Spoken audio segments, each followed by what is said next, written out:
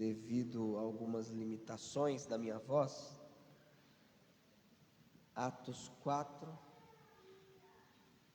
versículo 12, diz o seguinte: e em nenhum outro há salvação, porque também debaixo do céu nenhum outro nome há dado entre os homens pelo qual devamos ser salvos. Vamos orar. Senhor Deus e Pai, nós te louvamos pela Tua palavra, e eu te peço, Senhor, que o Senhor esteja, Senhor, nos orientando mediante o Teu texto, pelo poder do Teu Santo Espírito, para que possamos entender a necessidade de evangelizar o pecador e a necessidade de ter Jesus como único e suficiente Salvador de nossas vidas, Senhor. Capacita a Igreja Batista de Boa Vista a entender isso, capacita ao arrependimento e à fé aquelas pessoas que ainda não professaram genuinamente a fé em Ti, para que sejam salvas. E eu também te peço por mim, Senhor, que o Senhor me abençoe, que o Senhor me guie, me ajude, e que tudo que eu falar esta noite seja extraído do Teu texto sagrado. Essa é a minha oração, no nome de Jesus. Amém. Podemos assentar? Nós temos trabalhado a missão da Igreja Batista de Boa Vista, e nós já vimos que nós existimos como igreja para exaltar o Salvador. Já vimos no domingo passado que nós existimos como igreja para equipar os discípulos, e hoje nós veremos o terceiro aspecto da nossa existência. Nós existimos como igreja para evangelizar o pecador, evangelizar o perdido. E durante séculos isso foi extremamente natural, pensar que os cristãos buscavam convencer outras pessoas da veracidade da sua fé, mas como tem avançado na nossa sociedade o pluralismo religioso, tem avançado a ideia que não tem mais antítese, isto é, todas as opiniões são válidas. Quando você começa a dizer que a missão da igreja, que a igreja tem por missão, por existência, evangelizar o pecador, isso é visto como intolerância religiosa. Obrigado, irmão. Isso é visto como proselitismo religioso, isso é visto como uma ação que não respeita a fé de outras pessoas. Isso tudo é feito para intimidar a igreja e a sua missão anunciadora do Evangelho.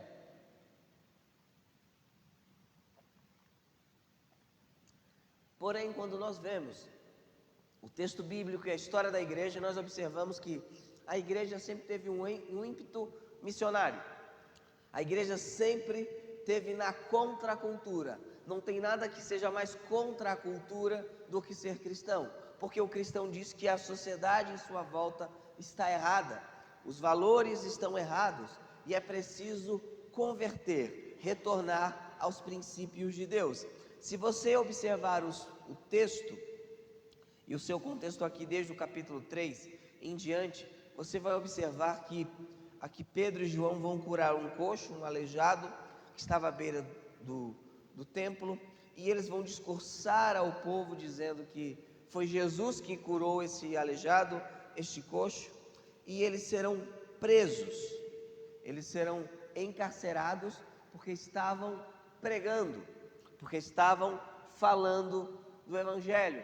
E nesse discurso deles, e ali no verso 8 vai dizer: então Pedro, cheio do Espírito Santo, lhes disse: principais do povo e vós, anciãos. E então ele começa a discursar e a pregar novamente, e ele fala no versículo 12 que só tem salvação em Jesus, que só há salvação por meio de Cristo. Entenda uma coisa: a fé cristã, a nossa fé, é exclusivista. O que isso significa? Significa que nós, ao anunciar Jesus, estamos dizendo que nenhum outro tipo de forma de chegar ao céu existe, que não tem outra forma, outra maneira de você ser salvo dos seus pecados e de você receber o perdão dos seus pecados. E quando Pedro está pregando, indo contra a cultura, ele está dizendo que Jesus Cristo, ele é singular, que Jesus Cristo é eficaz, e ele demonstra a necessidade de salvação. E é isso que eu quero falar hoje. Por que nós, como igreja, devemos e temos a missão de evangelizar o pecador? Em primeiro lugar, por causa da necessidade de salvação. Em segundo lugar, por causa da singularidade de Jesus. E em terceiro lugar, por causa da eficácia de Jesus. Então vamos trabalhar a necessidade de salvação.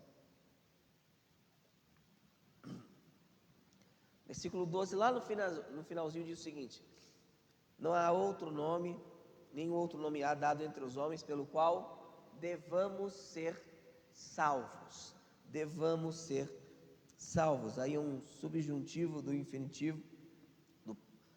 E ele está expressando aqui uma necessidade. Então, quando Pedro fala que nós devemos ser salvos, o que ele está dizendo? Ele está dizendo o seguinte, que nós necessitamos de salvação. Então, por que a igreja tem por necessidade, tem por missão anunciar o evangelho, evangelizar o pecador perdido? Porque o pecador perdido precisa ser salvo. Note a escolha das palavras do nosso slogan, da nossa missão, elas não foram ao acaso. Salvador, discípulos e pecador. Por quê? Porque existe um Salvador, ele tem discípulos e existem pessoas que precisam ser salvas. Então Pedro diz o seguinte: pelo qual devamos ser salvos. Por que as pessoas precisam ser salvas? Você já parou para pensar nisso? Por que os crentes, os cristãos dizem que as pessoas necessitam de salvação? Primeiro, porque nós estamos perdidos. Se não estivéssemos perdidos como humanidade, nós não precisaríamos ser salvos. Ali em Romanos capítulo 3, versículo 10 em diante, vai demonstrar a nossa perdição. Então, por que a Igreja Batista de Boa Vista precisa evangelizar as pessoas? Porque as pessoas estão perdidas. Por que você precisa evangelizar as pessoas? Porque as pessoas estão perdidas. E por que as pessoas precisam de um Salvador? Porque elas estão perdidas. Ali em Romanos capítulo 3, versículo 10 em diante, diz o seguinte: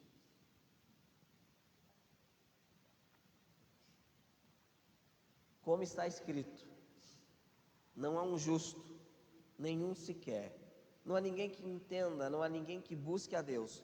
Todos se extraviaram e juntamente se fizeram inúteis. Não há quem faça o bem, não há nenhum só. A sua garganta é um sepulcro aberto, as suas línguas tratam enganosamente. Peçonha de áspides está debaixo de seus lábios, cuja boca está cheia de maldição e amargura. Os seus pés são ligeiros para derramar sangue. Em seus caminhos há destruição e miséria, e não conheceram o caminho da paz. Não há temor de Deus diante dos seus olhos. Note a descrição que o apóstolo Paulo faz do ser humano. Diz o seguinte: olha, não há ninguém bom, não há ninguém correto, não há ninguém que de fato busque a Deus pelos seus próprios desejos ou pela sua própria capacidade. Então, quando nós dizemos que temos a missão de ir até o pecador, foi o que nós fizemos hoje pela manhã, de ir até eles e anunciar o evangelho, é porque eles dificilmente irão até Deus sem uma ação prévia da graça de Deus. Quando nós falamos que o pecador precisa ouvir o evangelho, é porque ele não consegue entender espiritualmente o evangelho. O texto de Romanos 3 diz que não há ninguém quem entenda. Talvez você pense: não, eu sou bom, eu sou boa.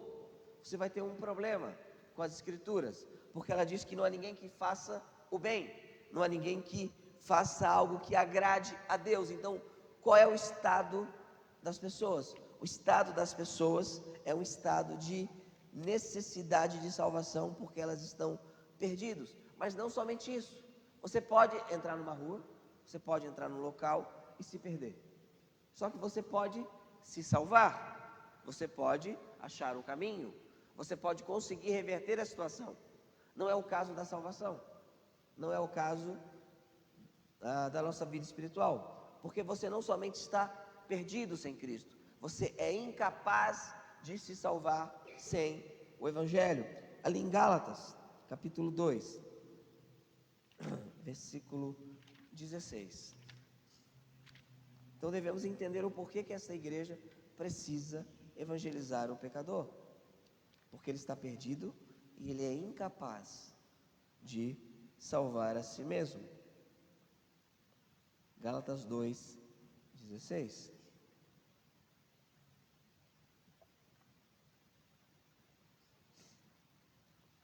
Diz o seguinte: sabendo que o homem não é justificado pelas obras da lei, mas pela fé em Jesus Cristo, temos também crido em Jesus Cristo para sermos justificados pela fé em Cristo, e não pelas obras da lei, porquanto pelas obras da lei nenhuma carne será justificada. O que ele está dizendo? Olha, qual é a maneira que Deus te aceita? Qual é a maneira que Deus te declara justo? Não é pelas obras da lei. Obras da lei aqui possivelmente é uma referência ao sábado, às leis dietéticas e à circuncisão.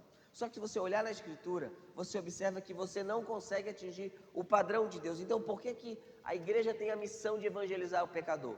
Porque o pecador não consegue se salvar. Ele não tem a capacidade de se salvar.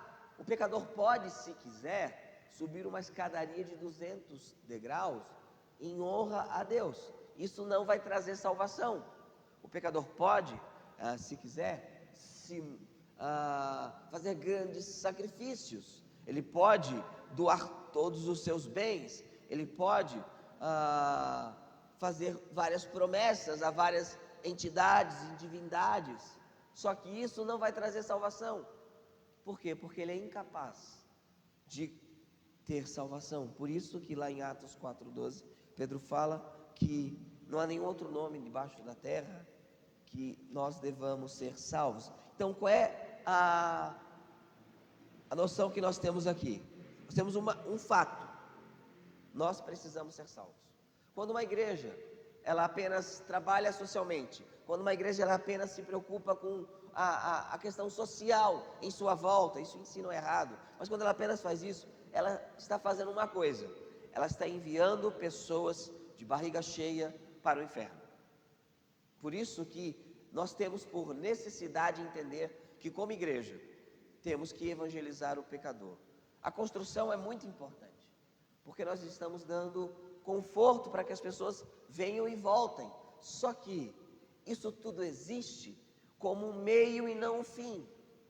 Qual é o meio? O meio é para que pessoas encontrem a Jesus aqui. Possivelmente de maneira estrutural, os banheiros, eles eram mais necessários do que o batistério. Por que foi, aí foi meio uma carteirada pastoral, por que o batistério foi colocado em primazia? Eu podia batizar em uma caixa d'água, em uma piscina, em qualquer lugar. Por que o batistério foi colocado em primazia? Como símbolo daquilo que priorizamos.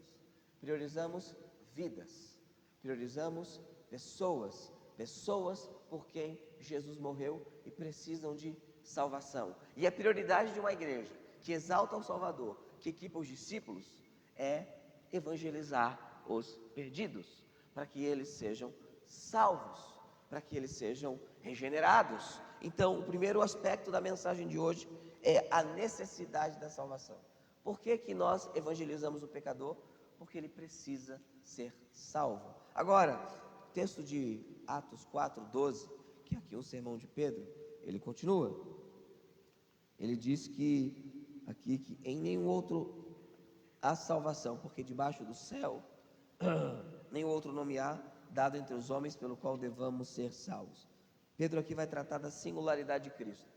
Note uma coisa: Pedro aqui não estava respondendo porque curou. Ele não estava sendo perseguido porque fez o bem. Ele estava sendo perseguido por causa de um nome. Qual era o nome? Jesus. A sociedade moderna, ela ama que nós fundamos colégios, que nós fundamos universidades, que nós entregamos cestas básicas, que nós fundamos orfanatos. Isso é ruim? Não, isso é maravilhoso. O que ela não gosta que nós venhamos a fazer? Citar um nome, falar de um nome. E foi isso que ocorreu aqui, porque eles falaram: você não pode mais falar deste nome. E Pedro fala: eu não posso negar o que eu vi e o que eu ouvi. mais vale obedecer a Deus do que aos homens. Então nós devemos, ao evangelizar, anunciar a singularidade do nome de Jesus. Aqui há uma distinção no texto grego, que ele fala o seguinte: em nenhum outro há salvação, porque também debaixo do céu nenhum outro nome há. Ali na nossa língua, outro e outro é igual, só que no grego não é. Na primeira parte, em nenhum outro, a expressão é allo. Allo significa igual, da mesma ordem, do mesmo nível. Então o que ele está dizendo? Que não há outro igual a Jesus, não há ninguém como Jesus. Significa que ao pregar o evangelho, você tem que dizer o seguinte: não existe ninguém do nível de Jesus, ninguém que é como Jesus. Anunciar o evangelho é anunciar a singularidade de Cristo. Por que não tem ninguém como Jesus? Vamos abrir em 1 Timóteo 3,10.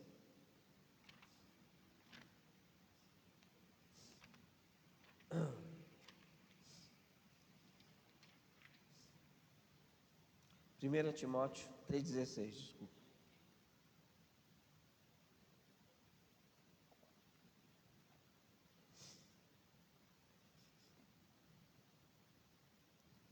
Diz o seguinte, aqui: e sem dúvida alguma, grande é o mistério da piedade. Deus se manifestou em carne, foi justificado no Espírito, visto dos anjos, pregado aos gentios, crido no mundo, recebido acima na glória. A melhor linha de manuscrito que eu tenho recebido, e 90% dos manuscritos vão trazer: Deus se manifestou em carne. O que isso significa? Por que Jesus não tem ninguém igual a ele? Vamos pensar, por exemplo, em Maomé, Muhammad não nasceu de uma virgem. Maomé, ele foi um homem, e Maomé não fez nenhum milagre, de acordo com o próprio Alcorão. Agora, o que os cristãos afirmam? O que nós dizemos? Que Deus se fez carne, e o verbo se fez carne. Por que ao evangelizar devemos falar da diferença de Cristo? Porque nós não estamos falando de um mero ser humano apenas, embora 100% homem, também é 100% Deus. Então, quando nós dizemos que Jesus Cristo não tem nenhum outro, em nenhum outro a salvação, é porque não tem nenhum outro que seja do nível dele. Não há ninguém que seja como ele. Sabe quantas pessoas inocentes morreram nas Escrituras? Alguém tem a ideia do número? Quantas pessoas inocentes, sem culpa nenhuma, vieram a morrer nas Escrituras? Uma. E quem foi? Foi Jesus Cristo, porque sendo Deus e sendo homem perfeito, ele nunca pecou. Então o que nós estamos dizendo? Olha, a pessoa que nós estamos pregando, anunciando, porque tem pastor que rouba, tem crente que faz isso. Nós não estamos anunciando pastores, nós não estamos anunciando crentes, nós não estamos anunciando igrejas. O que nós estamos anunciando quando evangelizamos? Uma pessoa, Jesus Cristo, e o relacionamento com uma pessoa. Porque você pode saber todos os fatos do evangelho sem nunca ter experimentado o evangelho. Você pode saber como se faz uma moqueca sem nunca ter comido uma moqueca.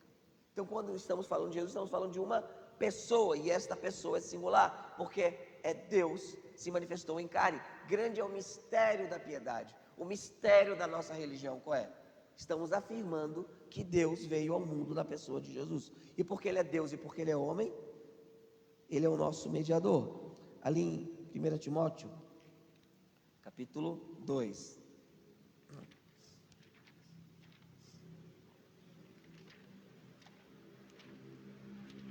versículo 4 em diante. Aqui fala que Deus é bom, né? Que Deus é nosso Salvador, e diz o seguinte: que quer que todos os homens sejam salvos e venham ao conhecimento da verdade. Por quê? Por que Deus quer que todos sejam salvos? Verso 5: porque há um só Deus e um só mediador entre Deus e os homens, Jesus Cristo, homem. Aqui tem umas coisas fascinantes, maravilhosas. Lembra que Pedro fala: em nenhum outro nome há? Não tem nenhum outro nome? Cantamos aqui quão lindo esse nome é, nós falamos do nome, nós exaltamos o nome. Não há ninguém, porque há um só Deus e um só mediador entre Deus e os homens, Jesus Cristo, homem. Há quantos mediadores? Entre eu e Deus.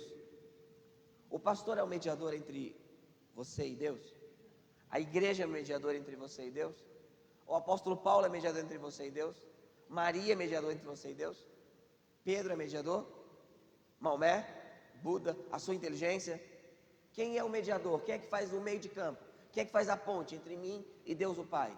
Jesus Cristo, homem. E por que ele fala Jesus Cristo, homem? Porque neste momento no céu, Jesus Cristo está como homem também. Porque ao vir a este mundo, ao se encarnar, ele adiciona a humanidade e eternamente será Deus e homem. E por que ele tem que ser Deus e homem? Ele tem que ser homem para poder me representar, ser o meu mediador, por isso que é Jesus Cristo homem, mas ele tem que ser Deus, para que o seu sacrifício seja infinito, para que o seu sacrifício seja suficiente. Então, quando nós estamos falando de Jesus evangelizando, estamos dizendo o seguinte: olha, só tem um mediador, não há ninguém que possa mediar. Mas pastor, mas se eu pagar uma promessa, se orar com fé para qualquer tipo de personalidade cristã do passado, Deus não vai aceitar? Não, Deus não vai aceitar, porque Deus disse que só tem um mediador. Então, quando nós pregamos o evangelho, nós falamos da singularidade de Jesus Cristo. Só que voltando para o livro de Atos,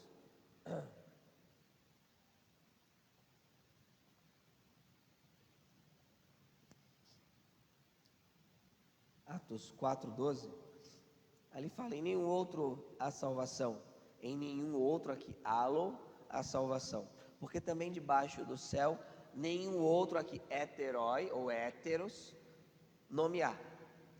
Héteros ou heterói significa alguém que é diferente, isto é, pode ser de uma qualidade inferior.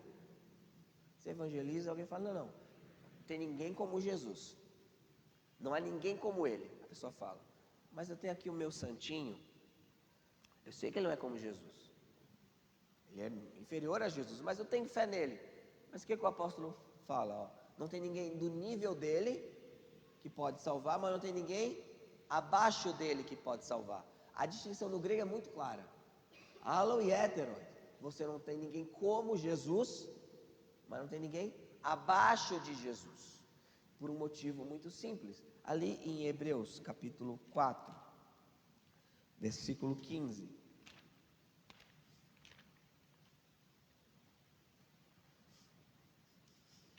Hebreus 4:15,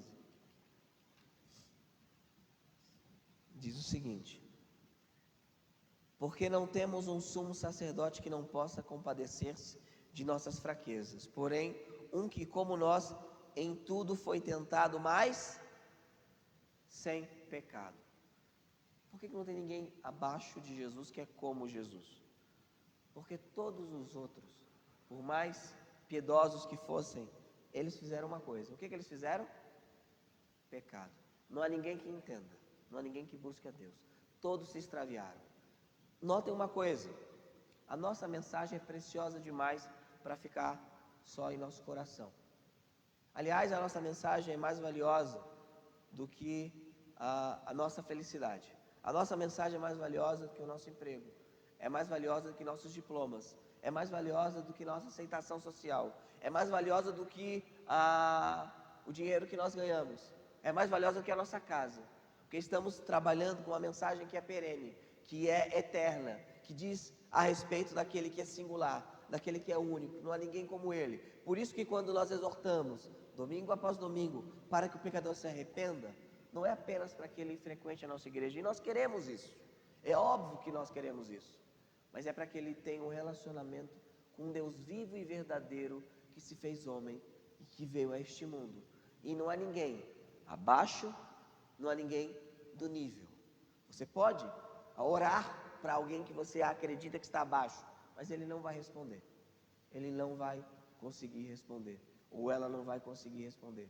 Por quê? Porque ela não tem essa capacidade. Pensa comigo, e aqui o intuito não é ofender a fé de ninguém, mas pensa comigo. Vamos pegar a mulher mais piedosa de todos os tempos, que foi Maria. Alguém discorda disso? Não, porque ela é bendita entre as mulheres. Agora, imagine só, você está aqui orando para Maria, nesse momento, e tem um chinês católico orando para Maria, nesse momento, e ela está escutando as duas orações ao mesmo tempo. Ela precisaria ser ciente. Aí, ela está no seu coração aqui nesse momento e está no coração do católico chinês nesse momento. Ela tem que ser onipresente. E agora, ela atende você e atende ele. Ela tem que ser onipotente. Quem é onipresente, onipotente e onisciente? Deus. Não há como. Então, quando nós falamos que todas as outras religiões estão erradas, não é por orgulho, não é por arrogância, não é porque somos, vou usar aqui a expressão errada, né? Fundamentalistas, porque sim, somos fundamentalistas, porque um fundamentalista é aquele que tem fundamento. Somos radicais, porque radical é aquele que tem raiz. Então, sim, a nossa teologia é uma teologia fundamentalista conservadora, e amém por isso. Isso não é xingamento, né? Claro que eles usam isso como xingamento, mas a ideia é exatamente essa: aquele que tem fundamento, aquele que está fundado na rocha. Isso é ser fundamentalista. Mas não é porque somos malvadões, é porque nós acreditamos que Jesus é quem ele disse que é. Por que então temos a missão de evangelizar? Porque essa mensagem é grande demais para ficar nessas quatro paredes. Essa mensagem é grande demais para esperar a campanha de missões. Essa mensagem é grande demais para esperar a gente, e é maravilhoso ir no Bicão e evangelizar. É grande demais, é gigante demais, é gigante demais.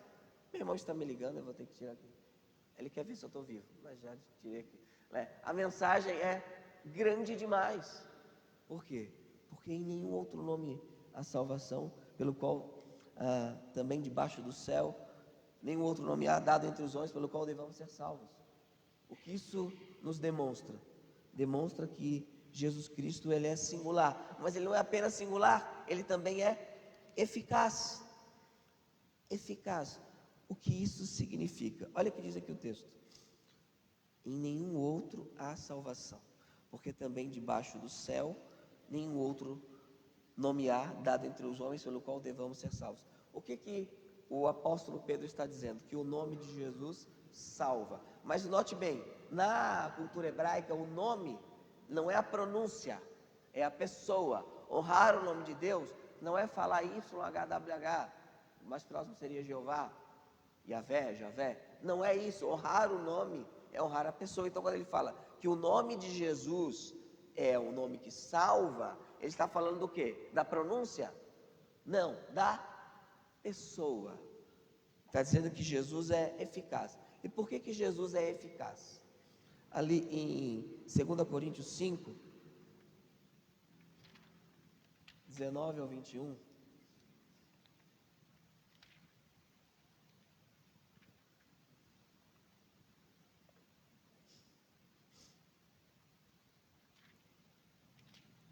Segunda Coríntios 5, 19 ao 21.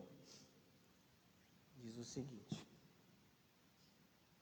isto é, Deus estava em Cristo reconciliando consigo o mundo, não lhes imputando os seus pecados, e pôs em nós a palavra de reconciliação, de sorte que somos embaixadores da parte de Cristo, como se Deus por nós rogasse. Rogamo-vos, pois, da parte de Cristo, que vos reconcilieis com Deus. Aquele que não conheceu o pecado, o fez pecado por nós, para que nele fôssemos feitos justiça de Deus. O que o texto está dizendo? Primeiro, os irmãos sabem o que quer dizer a palavra imputar? Imputação.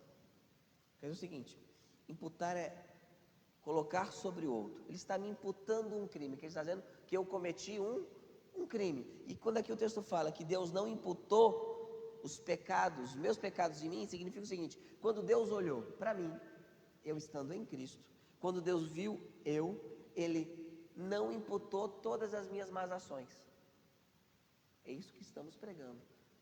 O pior pecado que você possa ter cometido, a pior falha que você possa ter cometido, a pior mazela que você possa ter feito, o pior ato de fraqueza moral que você um dia cometeu, ou se você tem cometido, se você ir a Cristo, Deus não imputará esse pecado. Aí você pensa: poxa, que bom. Mas o que Deus vai fazer? O verso 21. Aquele que não conheceu o pecado, o fez pecado por nós. Isto é, lembre aí no seu lugar, onde é que você está? O dia que você mais sente vergonha de uma ação sua. Lembrou?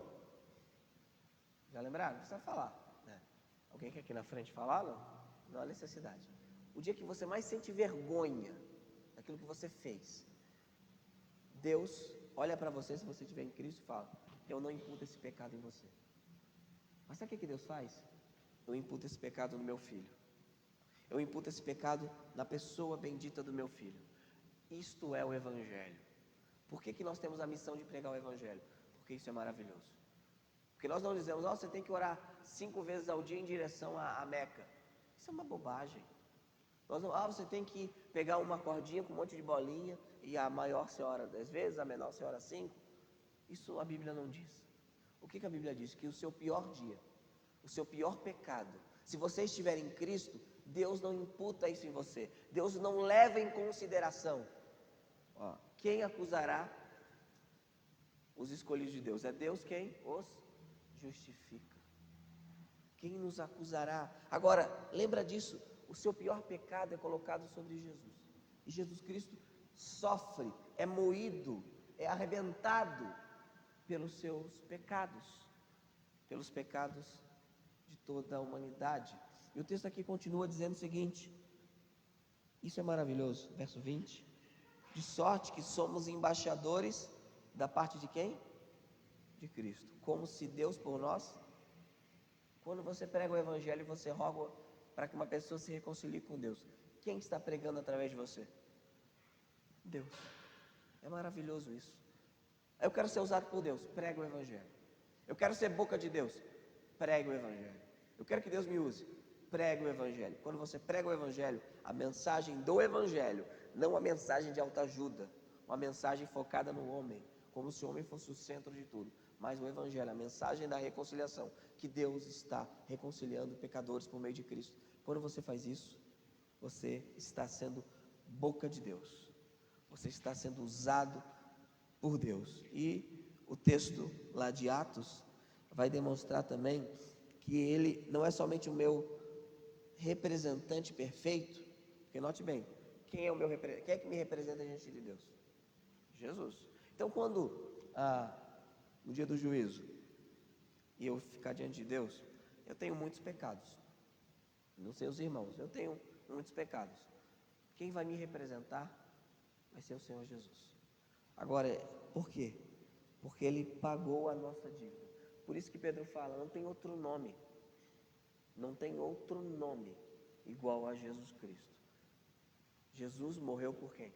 Por nós, todos nós. Agora eu quero destacar 2 textos aqui, no Evangelho de João. Primeiro, João 19:30, texto conhecido. Tudo isso naquela pequena frase do apóstolo Pedro, de Atos, né? João 19:30.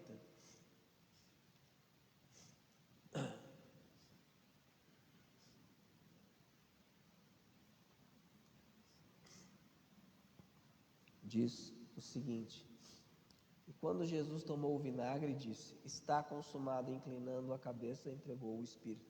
Tetelestai. Eu quero outro texto, João 17, 4. O que Jesus falou em João 19? Está? Agora, note o que ele fala em 17, 4. Eu glorifiquei-te na terra, tendo o quê? Consumada a obra que me deste a fazer. É a mesma raiz da palavra, né? Só que um está na voz ativa, a outra está na voz passiva. Isso é um pequeno detalhe que faz toda a diferença. O Senhor consumou, o Senhor terminou o seu trabalho. De que maneira? De maneira ativa. Sabe o que Jesus Cristo fez?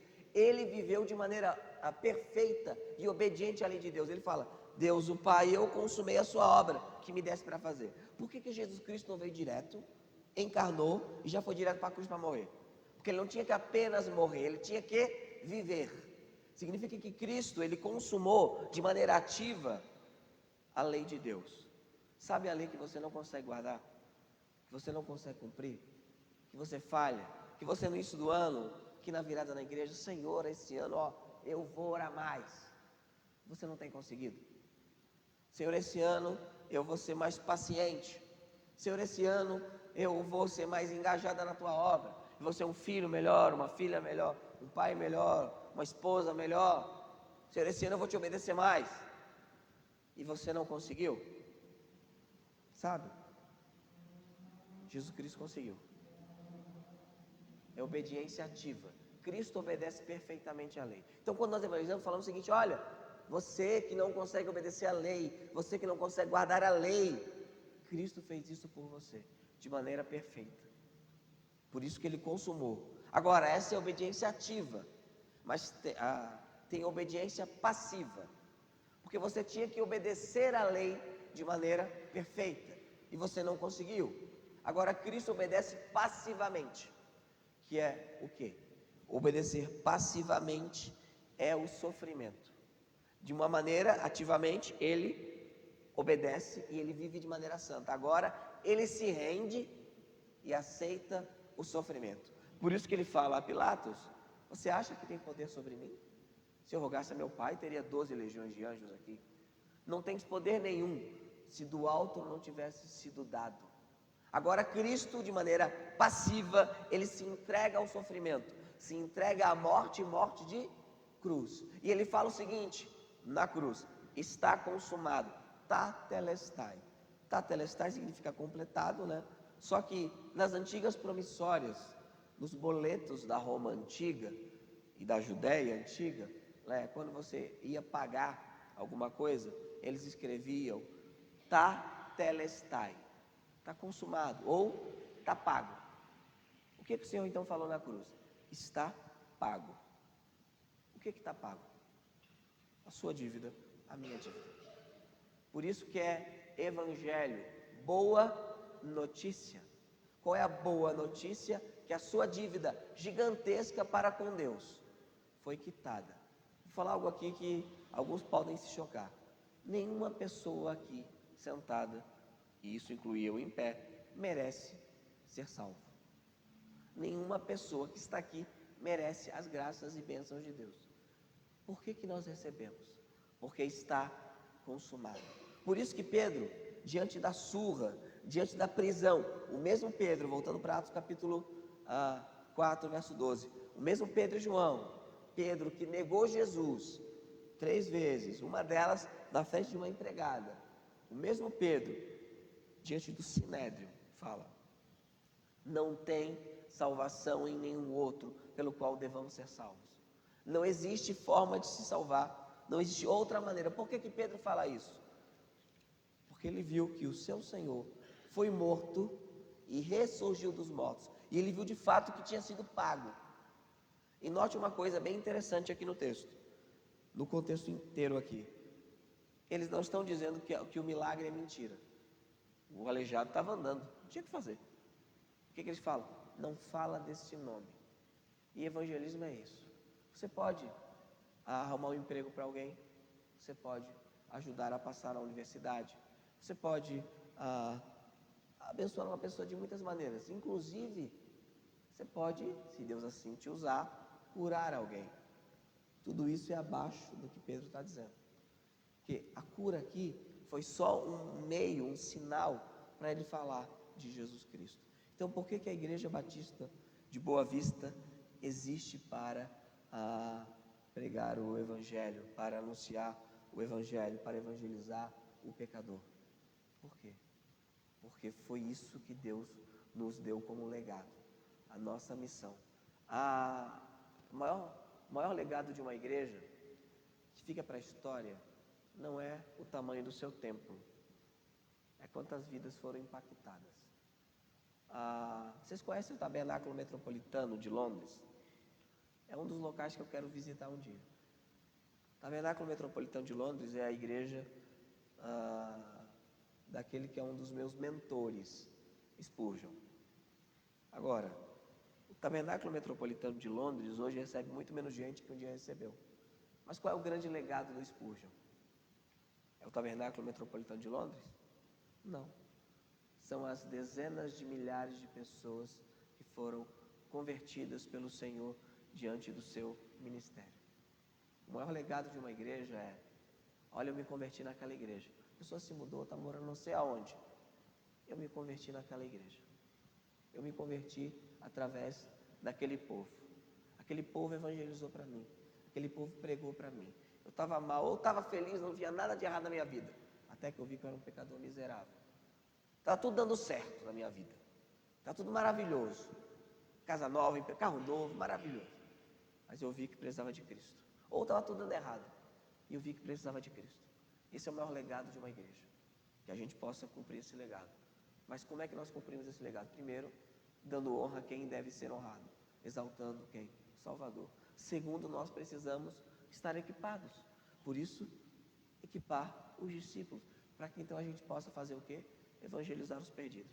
Que a Igreja Batista de Boa Vista possa cumprir a missão que Deus deu a ela. E não somente a ela, a todas as outras igrejas locais. E que a gente possa cumprir. E por que não ajudar outras igrejas locais a cumprir a missão delas? Amém? Irmão?